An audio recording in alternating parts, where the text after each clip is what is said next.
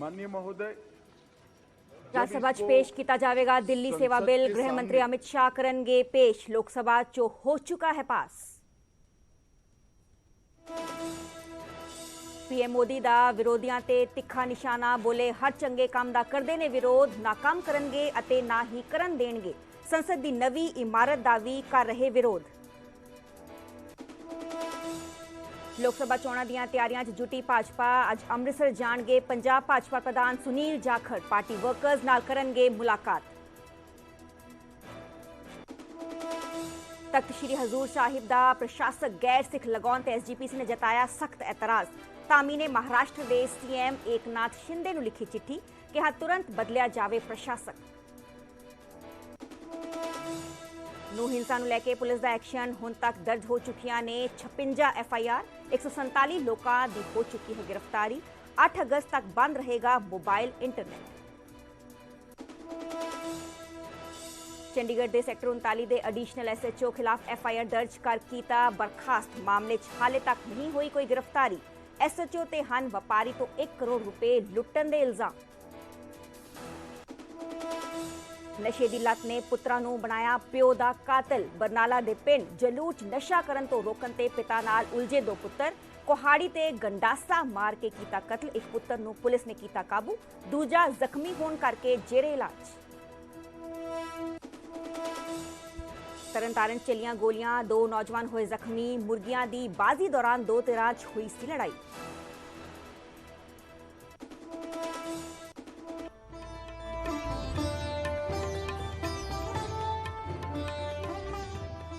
सत श्री अकाल जी, मैं हाँ सरबजोत कौर। न्यूज़ 18 पंजाब हरियाणा देख रहे सारे दर्शकों का स्वागत है। बुलेटिन की शुरुआत करेंगे पहली खबर दे नाल। पार्लीमेंट का मॉनसून इजलास जारी है। इस विचाले इंडिया का सब तो वड्डा अज इम्तिहान है। इंडिया यानी कि विरोधी दलों का गठजोड़ Indian national developmental inclusive alliance का अज सब तो वड्डा इम्तिहान है। दस दें कि अज राज्यसभा पेश होगा दिल्ली सेवा बिल। गृह मंत्री अमित शाह बिल पेश करेंगे। दस दें कि लोकसभा पहला ही पास हो चुका है बिल। ते विरोधी धिर जो इंडिया का गठजोड़ किया गया सीगा उसका सब तो वड्डा अज इम्तिहान होने जा रहा है। Indian national development inclusive alliance का इम्तिहान है। काबिले गौर है कि दिल्ली सेवा बिल लोकसभा पेश किया गया सीगा। काफ़ी बहसबाजी हुई, चर्चा हुई। देश के गृह मंत्री अमित शाह के वालों पेश किया गया सीगा। बहसबाजी नारेबाजी तो बाद पूर्ण सहमत नाल लोकसभा च बिल पास हो गया है। पर हुण लोकसभा चो पास होने तो बाद राज्यसभा च पेश किया जाएगा। राज्यसभा भी इस बिल ते चर्चा होएगी, बहसबाजी होएगी। जो उथों पास हो जाता है तो राष्ट्रपति को जाएगा। राष्ट्रपति अपनी मर्जी देंगे तो उस तो बाद आप जो बिल है वो एक्ट का रूप धारण करेगा। इस विचाले लोकसभा जो आ बिल पास होया सीगा तो इसका विरोध किया गया सीगा। इस विचाले जो आम आदमी पार्टी के एकमात्र MP ने उन्होंने बर्खास्त भी कर दिया गया। लोगों को दिल्ली के अधिकारों को जबरदस्ती छीनने के लिए केंद्र सरकार जो बिल राज्यसभा में लेकर के आ रही है, सबको इंतजार है। देश के अंदर सभी पार्टियां जो देश के संविधान से, देश के लोकतंत्र से मोहब्बत करती हैं, सभी पार्टियां मिल करके एकजुट होकर के कल राज्यसभा के अंदर इस बिल का विरोध करेंगी और इस लोकतंत्र की रक्षा के लिए अपनी आवाज को बुलंद करेंगे। देखिए, लोकसभा में तो ये बिल पारित होना था क्योंकि सरकार के पास बहुमत है।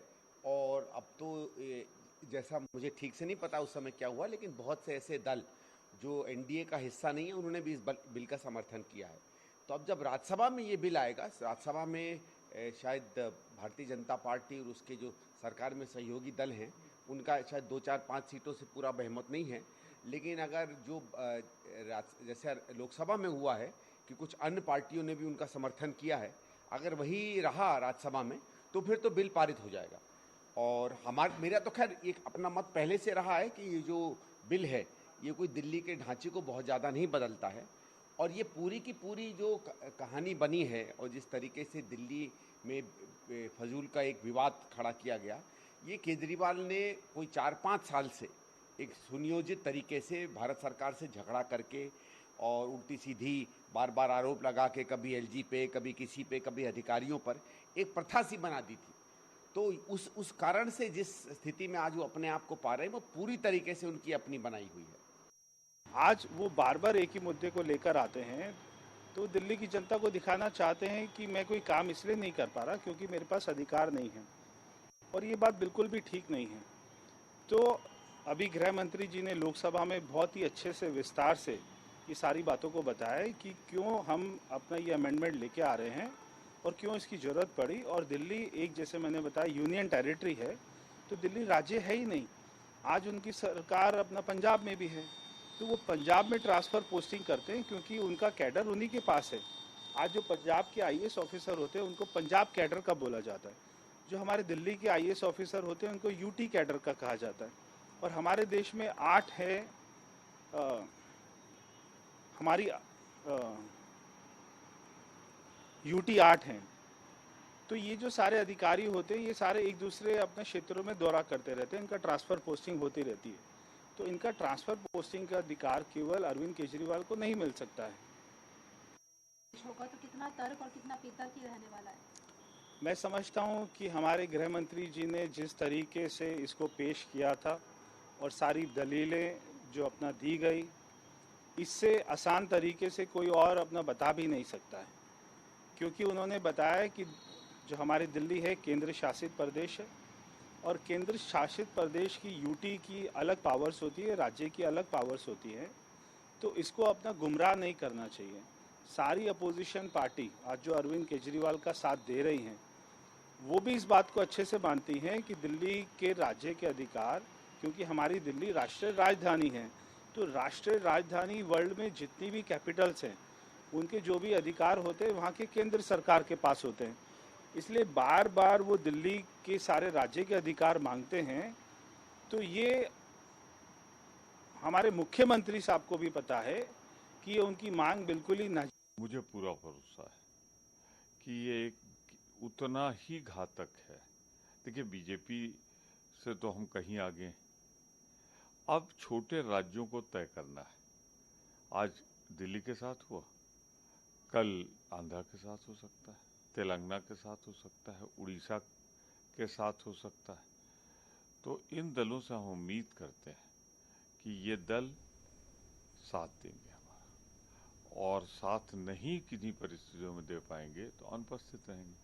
अगर वो अनुपस्थित रहते हैं या साथ नहीं देते हैं तो हम जीत। कांग्रेस आगू संदीप दीक्षित ने मुड़ तो आम आदमी पार्टी ते निशाने साधे ने। संदीप दीक्षित ने कहा है कि आप ਨੂੰ कांग्रेस ਦਾ ਕੋਈ ਵੀ ਸਮਰਥਨ ਨਹੀਂ ਹੈ, ਸਿਰਫ ਆਰਡੀਨੈਂਸ ਦੇ ਮੁੱਦੇ ਤੇ ਹੀ ਅਸੀਂ ਨਾਲ ਖੜੇ ਸੀ। ਪਹਿਲਾਂ ਆਪ ਦੀ ਗਿੱਦੜ ਨਾਲ ਵੀ ਸੰਦੀਪ दीक्षित ने तुलना की ਸੀਗੀ। ਇੱਕ ਵਾਰ ਫਿਰ ਤੋਂ ਤਿੱਖਾ ਸ਼ਬਦੀ ਹਮਲਾ करे ने। पहले ही संदीप दीक्षित का बयान आया ਸੀਗਾ कि जो जंगल ਹੁੰਦਾ ਹੈ, जंगल 'ਚ शेर ਦੇ ਨਾਲ ਹਾਥੀ ਵੀ ਰਹਿੰਦੇ ਨੇ, शेर ਦੇ ਹਾਥੀ ਨਾਲ ਗਿੱਦੜ ਵੀ ਰਹਿੰਦੇ ਨੇ, ਪਰ जो ਗਿੱਦੜ ਦੀ ਹੁੰਦੀ ਹੈ ਆਪਣੀ ਭੂਮਿਕਾ ਹੁੰਦੀ ਹੈ। ਤੇ ਇੱਕ ਵਾਰ ਫਿਰ ਤੋਂ ਹੁਣ ਤਿੱਖਾ शब्दी निशाना करते हुए नजर आ रहे हैं संदीप दीक्षित। कांग्रेस आगू ने उन्होंने कहा कि आप ਨੂੰ कांग्रेस का कोई भी समर्थन नहीं है, सिर्फ ऑर्डिनेंस के मुद्दे ते ही ਅਸੀਂ ਨਾਲ खड़े ਸੀਗੇ। पहला आप दी ਗਿੱਦੜ ਨਾਲ भी संदीप दीक्षित तुलना कर चुकी है। आम आदमी कौन है भाई किसी पे हमला करने के लिए? वो तो खुद ही फंसी पड़ी है बुरी तरीके से। उसका तो यही नहीं मालूम है कि उसके साल 1.5 साल के बाद जो है उसके जितने बड़े नेता हैं वो बाहर भी रहेंगे या सब लोग जेल में रहेंगे। तो आम आदमी पार्टी तो अपने बारे में चिंता ज़्यादा करे। और देखिए, ऐसा है, जो कांग्रेस पार्टी है, पार्लियामेंट्री पार्टी है, वो केवल इस बिल के विरोध में एक साथ है।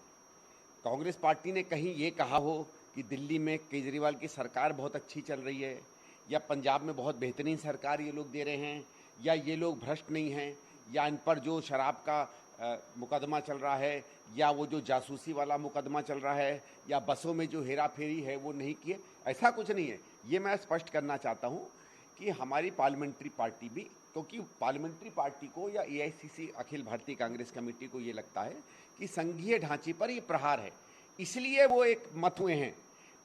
ये कोई मत नहीं, इसका ये मतलब ना समझें कि कोई आम आदमी पार्टी को कोई समर्थन मिल रहा है या उसकी सरकारों को कोई समर्थन मिल रहा है। ठीक है, अब वो मेरे किसी बयान से वो विचलित होते हैं। देखिए, व्यक्ति विचलित तब होता है जब उसको दूसरे के बोल में अपना चेहरा पता चलता है।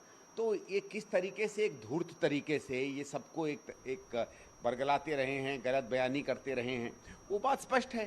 और अब इनका तो विकास मॉडल भी धीरे धीरे उसकी धज्जियां उड़ती चली जा रही हैं, तो अब ये बेचारे क्या करेंगे। ਪੀਐਮ ਮੋਦੀ ਨੇ ਵਿਰੋਧੀਆਂ ਤੇ ਤਿੱਖਾ ਨਿਸ਼ਾਨਾ ਸਾਧਿਆ ਹੈ ਤੇ ਕਿਹਾ ਹੈ ਕਿ ਵਿਰੋਧੀ ਪਾਰਟੀਆਂ ਦਾ ਕੰਮ ਸਿਰਫ ਵਿਰੋਧ ਕਰਨਾ ਹੈ, ਨਾ ਤਾਂ ਉਹ ਕੋਈ ਕੰਮ ਕਰਨਗੇ ਅਤੇ ਨਾ ਹੀ ਕਰਨ ਦੇਣਗੇ।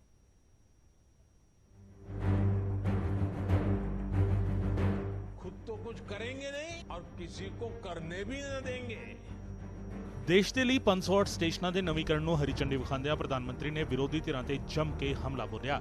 ਪ੍ਰਧਾਨ ਮੰਤਰੀ ਨੇ ਸਾਫ਼ ਕਿਹਾ ਕਿ ਵਿਰੋਧੀ ਧਿਰਾਂ ਸਰਕਾਰ ਦੇ ਹਰ ਬਿਹਤਰ ਕੰਮ ਦਾ ਵਿਰੋਧ ਕਰਦੀਆਂ ਨੇ। ਇਹਨਾਂ ਦਾ ਤਰੀਕਾ ਬਸ ਇੱਕੋ ਹੈ ਕਿ ਨਾ ਤਾਂ ਕੰਮ ਕਰਨਾ ਤੇ ਨਾ ਹੀ ਕਰਨ ਦੇਣਾ।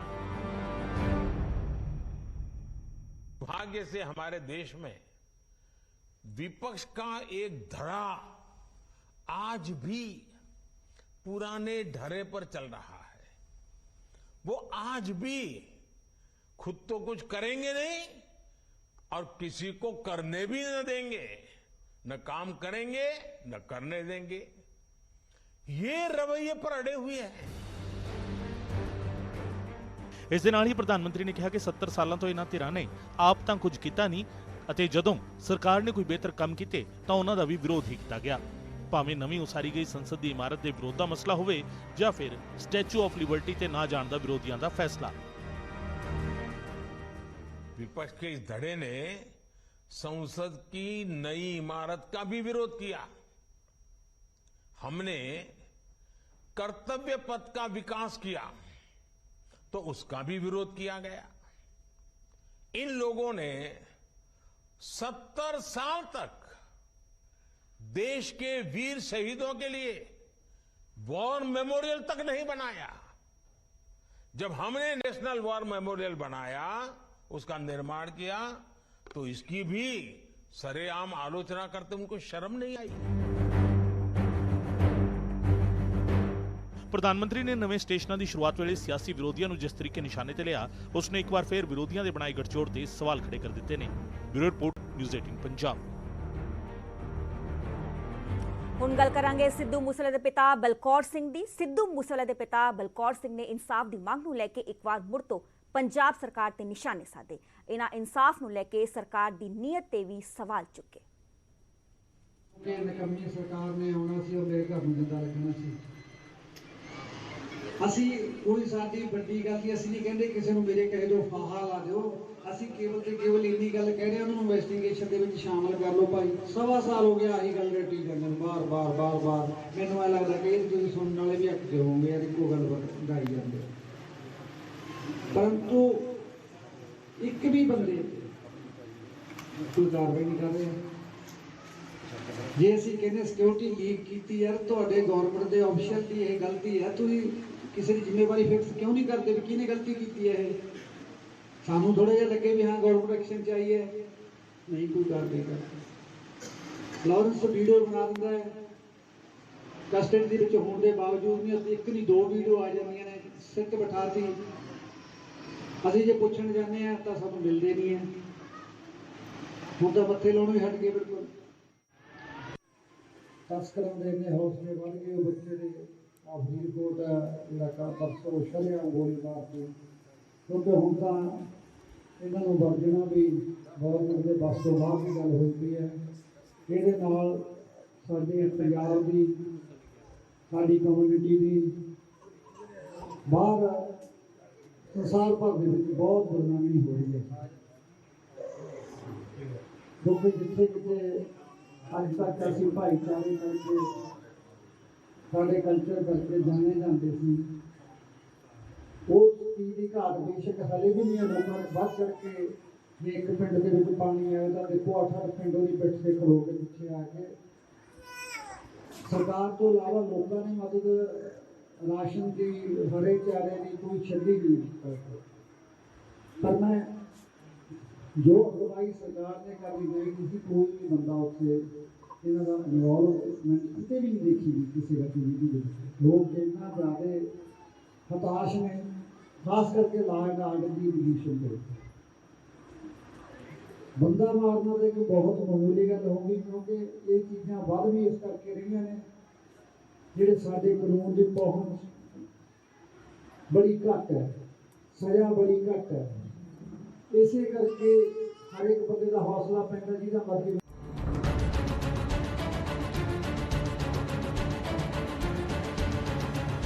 ਚੰਡੀਗੜ੍ਹ ਬਠਿੰਡਾ ਦੇ ਵਪਾਰੀ ਤੋਂ 1 ਕਰੋੜ ਰੁਪਏ ਦੀ ਲੁੱਟ ਦਾ ਮਾਮਲਾ ਸਾਹਮਣੇ ਆਇਆ ਹੈ। ਲੁੱਟ ਦੇ ਇਲਜ਼ਾਮ ਕਿਸੇ ਹੋਰ ਤੇ ਨਹੀਂ ਬਲਕਿ ਸੈਕਟਰ 39 ਦੇ ਐਡੀਸ਼ਨਲ ਐਸਐਚਓ ਤੇ ਲੱਗੇ ਨੇ। ਕੀ ਹੈ ਪੂਰਾ ਮਾਮਲਾ, ਵੇਖਦੇ ਹਾਂ ਰਿਪੋਰਟ।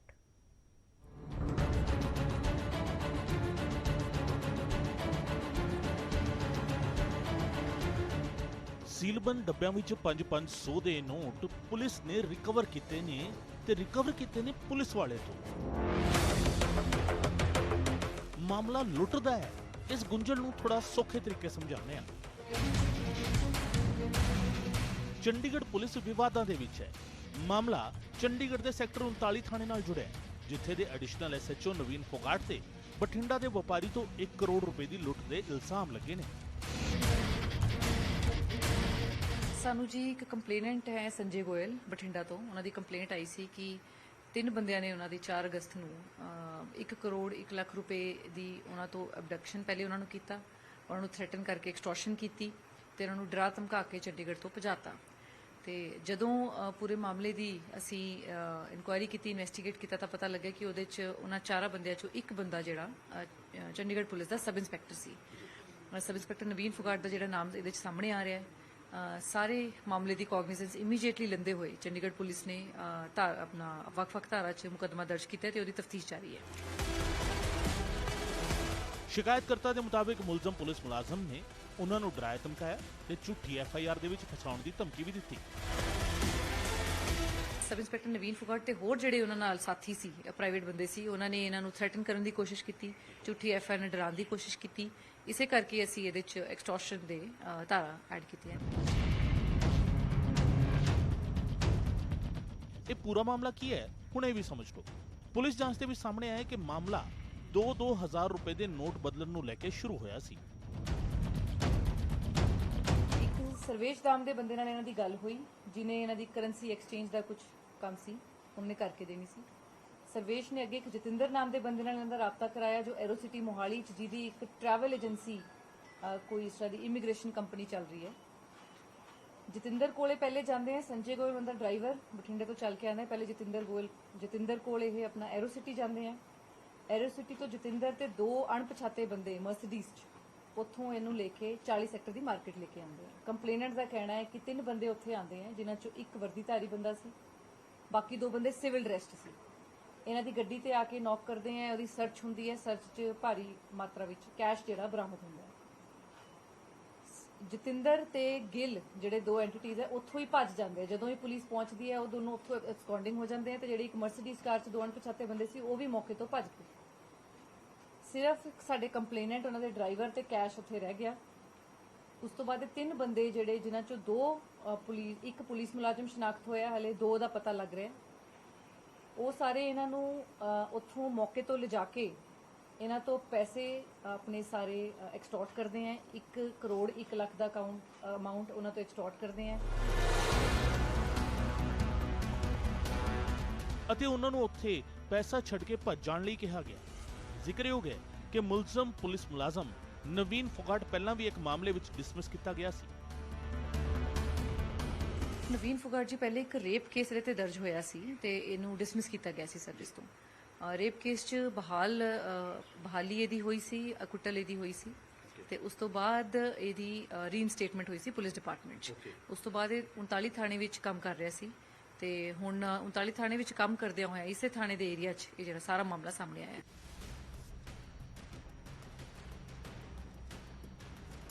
ਫਿਲਹਾਲ ਮੁਲਜ਼ਮ ਪੁਲਿਸ ਮੁਲਾਜ਼ਮ ਫਰਾਰ ਹੈ। ਉੱਥੇ ਹੀ ਪੁਲਿਸ ਮਾਮਲੇ ਵਿੱਚ ਸ਼ਾਮਲ ਬਾਕੀ ਮੁਲਜ਼ਮਾਂ ਦੀ ਪਛਾਣ ਕਰਨ ਦੇ ਵਿੱਚ ਜੁਟੀ ਹੋਈ ਹੈ। ਪਰ ਸਵਾਲ ਇਹ ਹੈ ਕਿ ਜਿਨ੍ਹਾਂ ਮੋਢਿਆਂ ਤੇ ਜਨਤਾ ਦੀ ਰਾਖੀ ਦੀ ਜ਼ਿੰਮੇਵਾਰੀ ਹੋਵੇ, ਜੇਕਰ ਉਹੀ ਲੁਟੇਰੇ ਬਣ ਜਾਣ ਤਾਂ ਕਾਨੂੰਨ ਵਿਵਸਥਾ ਤੇ ਭਰੋਸਾ ਕੌਣ ਕਰੇਗਾ ਤੇ ਕਿਵੇਂ? ਚੰਡੀਗੜ੍ਹ ਤੋਂ ਮਨੋਜ ਰਾਠੀ ਦੀ ਰਿਪੋਰਟ, ਨਿਊਜ਼ 18 ਪੰਜਾਬ।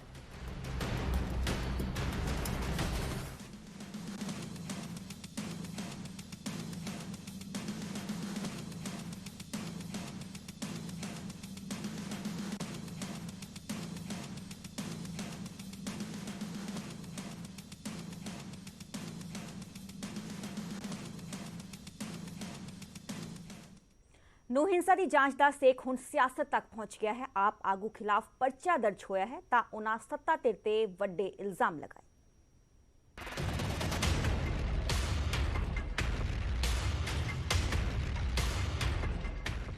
ਨੂੰ ਚ ਹੋਈ ਹਿੰਸਾ ਤਾਂ ਜਿੱਥੇ ਵਿਰੋਧੀ ਧਿਰਾਂ ਸਰਕਾਰ ਤੋਂ ਜਵਾਬ ਮੰਗ ਰਹੀਆਂ ਨੇ, ਉੱਥੇ ਹੀ ਹਿੰਸਾ ਦੌਰਾਨ ਪ੍ਰਦੀਪ ਨਾਂ ਦੇ ਨੌਜਵਾਨ ਦੀ ਮੌਤ ਮਾਮਲੇ 'ਚ ਮੁੱਖ ਮੁਲਜ਼ਮ ਕੋਈ ਹੋਰ ਨਹੀਂ ਬਲਕਿ ਆਪ ਆਗੂ ਜਾਵੇਦ ਹੈ। ਜਾਵੇਦ ਦੇ ਖਿਲਾਫ FIR ਦਰਜ ਹੋਈ ਹੈ। ਹਾਲਾਂਕਿ ਆਪ ਆਗੂ ਦਾ ਕਹਿਣਾ ਹੈ ਕਿ ਘਟਨਾ ਵਾਲੇ ਸਮੇਂ ਉਹ ਉੱਥੇ ਮੌਜੂਦ ਹੀ ਨਹੀਂ ਸਨ। 31 ਜੁਲਾਈ ਦੀ ਸ਼ਾਮ ਨੂੰ ਉੱਥੋਂ ਗਏ ਤਾਂ 1 ਅਗਸਤ ਨੂੰ ਵਾਪਸ ਆਏ। ਇਸ ਤੋਂ ਇਲਾਵਾ ਆਪ ਆਗੂ ਦੇ ਵੱਲੋਂ ਟੋਲ ਟੈਕਸ ਤੇ ਰੁਕੇ ਹੋਣ ਦੇ ਸਬੂਤ ਵੀ ਜ਼ਾਹਿਰ ਕੀਤੇ ਗਏ ਨੇ। ਇਸ ਤੋਂ ਇਲਾਵਾ ਉਹਨਾਂ ਨੇ ਦੱਸਿਆ ਕਿ ਸਾਰੇ ਵੱਡੇ ਪੁਲਿਸ ਅਧਿਕਾਰੀ ਉਸ ਵੇਲੇ ਉਹਨਾਂ ਦੇ ਸੰਪਰਕ ਦੇ ਵਿੱਚ ਸਨ। ना तो मैं यहाँ मौके पे था, ये घटना बता रहे 10:30 बजे की। मैं तो 8:30 बजे यहाँ से 100 किलोमीटर दूर था, जिस पर मेरी फुटेज आया हुआ है, CC कैमरे में आए हुए हैं। मैं जिस बॉम्बे हाईवे पे गया हूँ उसके फुटेज और उसके टूलों से मेरी फुटेज निकाल ली जाए, मेरी मोबाइल की CDR निकाली जाए। मैं तो यहाँ 7 बजे चला गया हूँ और 1 तारीख को सुबह 8 बजे आया हूँ। तो भूत जिन तो हूँ नहीं कि एक जावेद की 4 कॉपी 4 फोन हो जाएंगे। ये तो सारा साइंटिस्ट और टेक्नोलॉजी का जमाना है। ये फोन बता देगा मैं कहाँ हूँ, इस पर कंटिन्यू मेरी बात चल रही है। ਆਪ ਆਗੂ ਨੇ ਬਿਨਾਂ ਕਿਸੇ ਪਾਰਟੀ ਦਾ ਨਾਂ ਲਏ ਦਾਅਵਾ ਕੀਤਾ ਕਿ ਸਿਰਫ ਸਿਆਸੀ ਬਦਲਾਖੋਰੀ ਹੈ। पॉलिटिकल स्टैंड है, पॉलिटिकल स्टैंड लिया गया है कि भाई ये तो सिर्फ राजनीतिक, मैं यहाँ से चुनाव लड़ता हूँ, मुझे फंसाया जा रहा है। चुनाव लड़ना तो कोई गुनाह नहीं है। ਆਪ ਆਗੂ ਦਾ ਦਾਅਵਾ ਹੈ ਕਿ ਉਹਨਾਂ ਦੇ ਮੋਢੇ ਤੇ ਰੱਖ ਕੇ ਬੰਦੂਕ ਚਲਾਈ ਜਾ ਰਹੀ ਹੈ, ਜਦਕਿ ਟਾਰਗੇਟ ਉਹਨਾਂ ਦੀ ਪਾਰਟੀ ਹੈ। ਜ਼ਿਕਰਯੋਗ ਹੈ ਕਿ ਹਰਿਆਣਾ ਦੇ ਵਿੱਚ ਨੂੰ ਹਿੰਸਾ ਖਿਲਾਫ ਬੁਲਡੋਜ਼ਰ ਐਕਸ਼ਨ ਲਗਾਤਾਰ ਜਾਰੀ ਹੈ। 3 ਮੰਜ਼ਿਲਾ ਰੈਸਟੋਰੈਂਟ ਨੂੰ ਵੀ ਨੂੰ ਦੇ ਵਿੱਚ ਟੈਟੇਰੀ ਕੀਤਾ ਗਿਆ। ਇਸ ਇਮਾਰਤ ਤੋਂ ਹੀ ਦੰਗਾਕਾਰੀਆਂ ਨੇ ਪਥਰਾ ਕੀਤਾ ਸੀ। ਗੁਰੂਗ੍ਰਾਮ ਤੋਂ ਧਰਮਵੀਰ ਸ਼ਰਮਾ, ਨਿਊਜ਼ 18 ਪੰਜਾਬ।